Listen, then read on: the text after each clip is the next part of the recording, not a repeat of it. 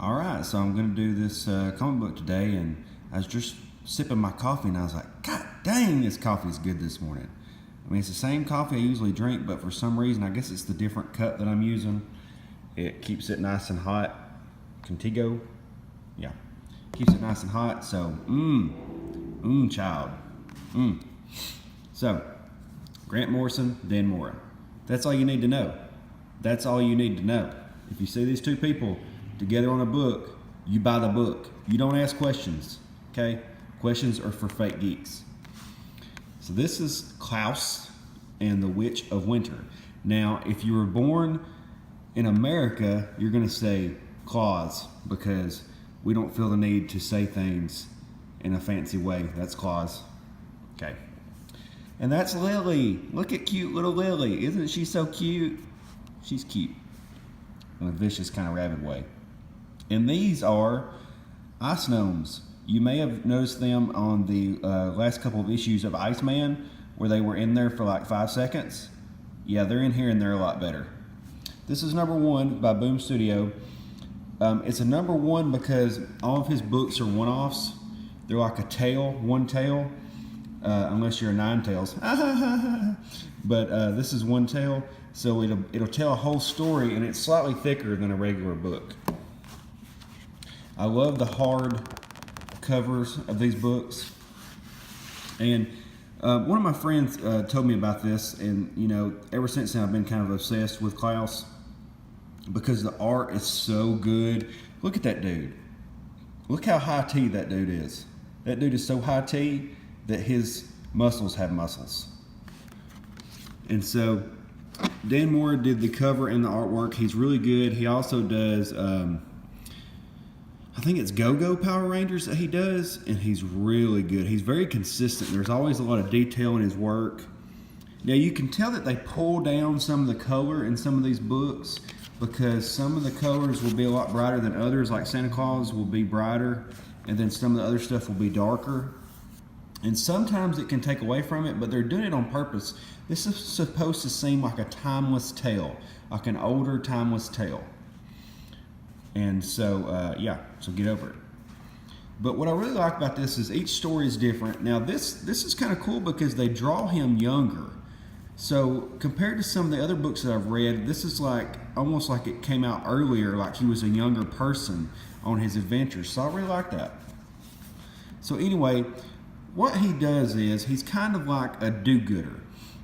Something will happen to a child or something of that nature, and he will hear you calling for help, and he'll show up. He's like a Christmas Jesus, and because you know Christmas is based on Jesus. So basically, what happens is this dad's kids go missing, and he notices something's up. There's ice, melting everywhere. He doesn't really know what's going on, so he's getting ready to pretty much fight whoever shows up, and who shows up but Santa Claus. And pretty much what has happened is Santa Claus has been kept prisoner by someone during a civil war that they had. And now he is free.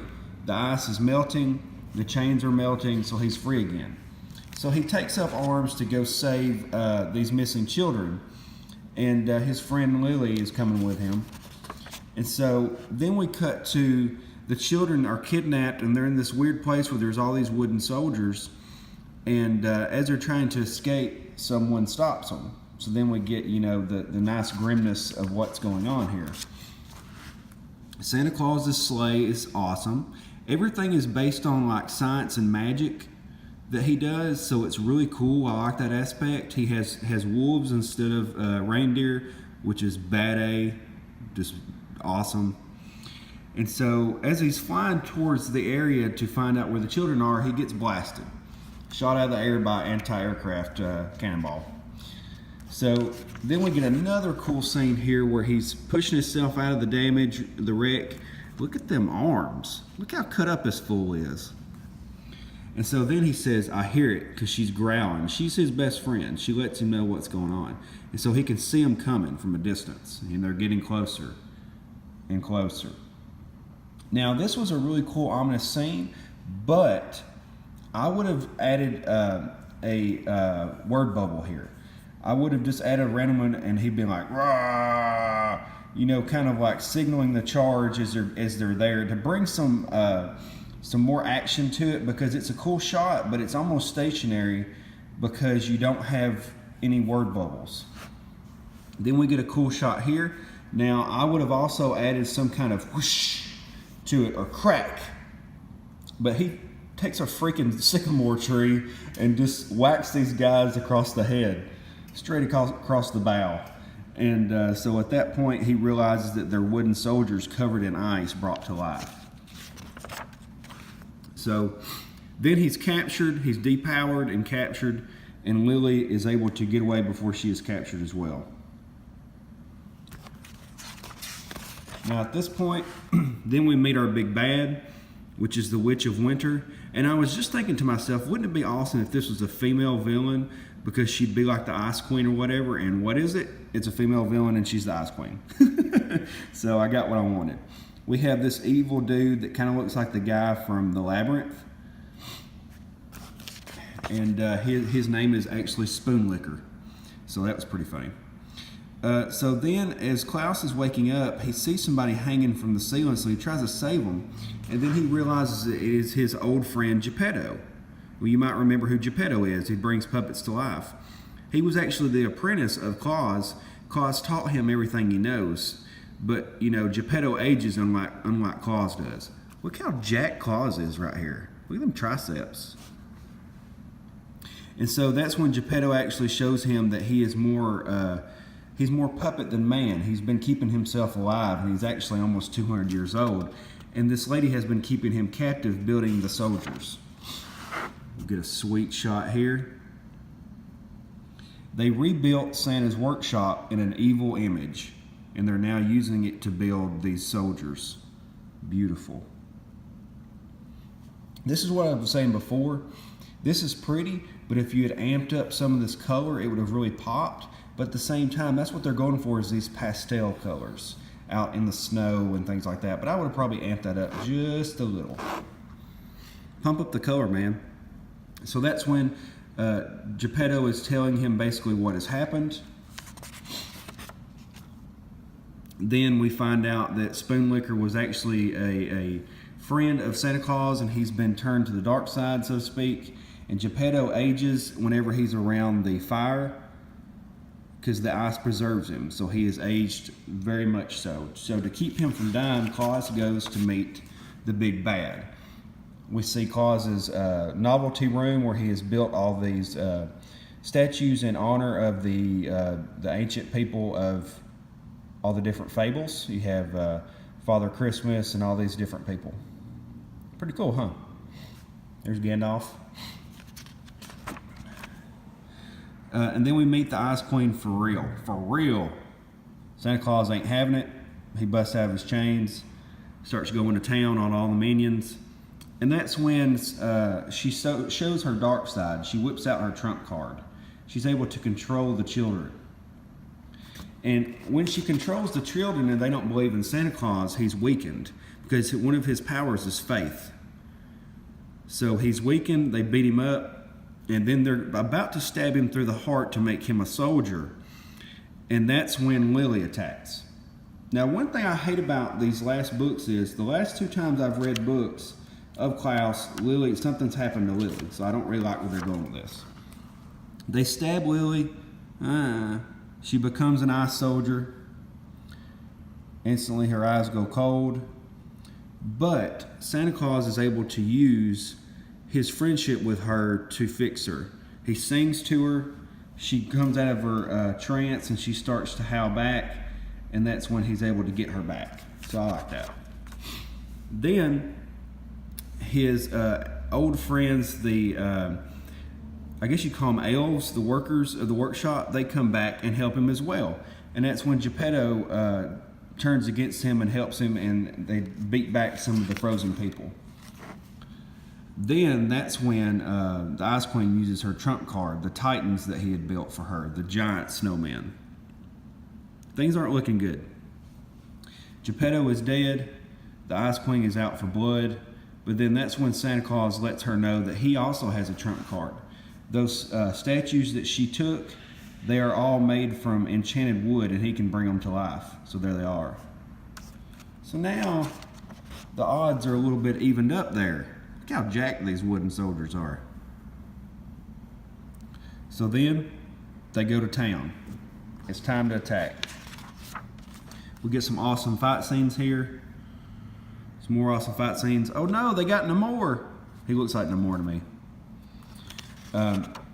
They go to start attacking, and this is when it's starting to tear things apart, and Spoon Licker gets it. His spoon gets licked.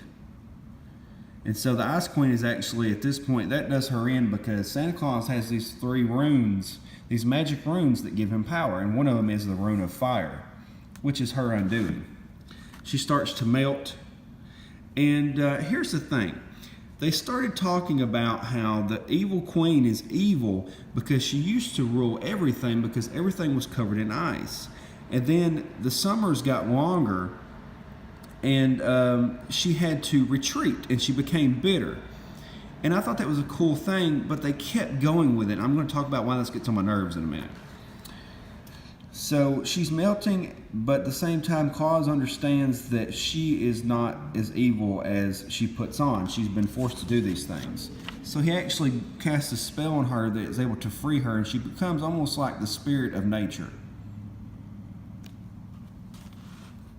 So then he mentions recycling the wood, which I thought was a good thing. Recycling the wood from the evil soldiers, but they really start going to town on this at one point.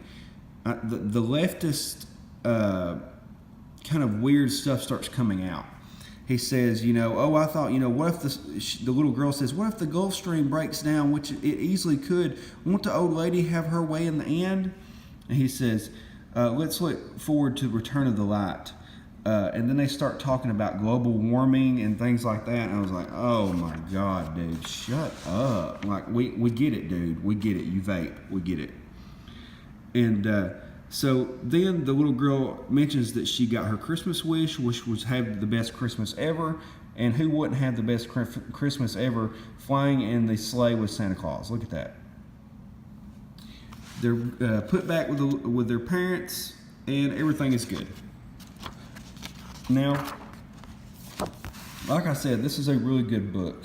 Now, what threw me off was the weird global warming at the very end, which they didn't just beat it to death, but it got more and more into the story at the end, and I was like, who cares, dude? I mean, this is about Santa Claus, okay? This is not about global warming. You could have stopped at, hey, the ice melted, and she retreated, and she become bitter. You didn't have to start throwing Gulf Streams in there. I mean, it really took me out of the story at the end, because this is a timeless tale, and then you're going to throw some bull crap like that in there. So that kind of threw me a little bit. So it's not as good as the last book that I read, which was him fighting the evil Santa Claus. But other than that, this was a really good book, and I like it. It's a good job. But like I said, that just took me out at the end, so it doesn't get a perfect score, but it probably gets like a 7.5 out of 10. I would definitely read this book just for the art. I mean, just look at some of this art. Look at that. Look at it. Look at it. Jacked. All right, guys, that's all I got to say. Hit the like button, hit the subscribe button. I'm going to do some more videos today. I'm trying to find this American Gods miniseries that someone wanted me to review. I'm not that much of a fan of American Gods, but I'll give it a shot to let somebody know what I think. So, all right, guys, be looking for my videos. Talk to you later. Underground Geek out.